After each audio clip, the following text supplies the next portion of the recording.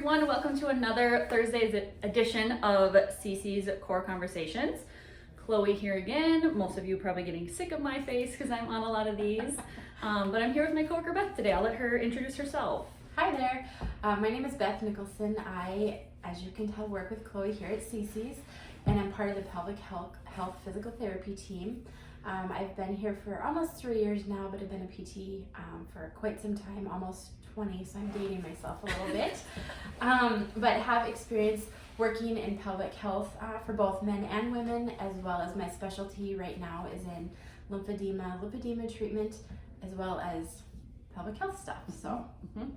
And when Beth joined the team just about 3 years ago, I think for most of us that were here already and then those that have joined since, we lovingly kind of refer to Beth as like her own animal. We've just really learned that the world of lipidema is pretty big, meaning it affects a lot of people, and so she's been such a great addition and has really taught us a lot about like the early things to look for, not necessarily early, but sort of ways that we as orthopedic PTs can kind of screen out some of these patients that might benefit from at least chit-chatting with Beth or pulling her in for a screening. And so maybe talk a little bit about some of those early things. Sure. So lipidema is actually a very common condition, but it's very much underdiagnosed in the medical community. I think it's becoming more aware now, and there are a lot of people that do suffer from it. Lipedema is known as a subcutaneous fatty tissue disorder that affects mostly women and is hereditary. So a lot of times people will say, oh, my mom, my aunt, my grandma, someone along those lines have had it, and they're experiencing symptoms of it. It used to be that people were getting to be in their 60s before they were starting to notice some of the symptoms, and I think, especially since I've been at CC's now, and I think a lot of it has to do with you guys just being more aware of it. I feel like we're catching it a lot earlier in patients. We're seeing it more like after people are having babies or along that pre or postmenopausal time frame, and we're able to offer them treatment and help a lot sooner, which is leading to less functional deficits and just preventing the disease progression from getting as bad so that they can get help earlier and it not affect their life so much. Sure. Lipedema and lymphedema, it's obviously swelling in the legs.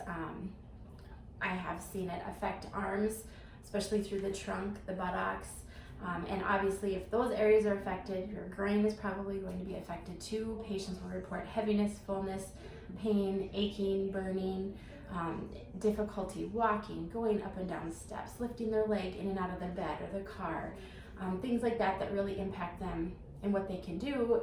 And a lot of them then do not exercise anymore, which really leads to just kind of like that bad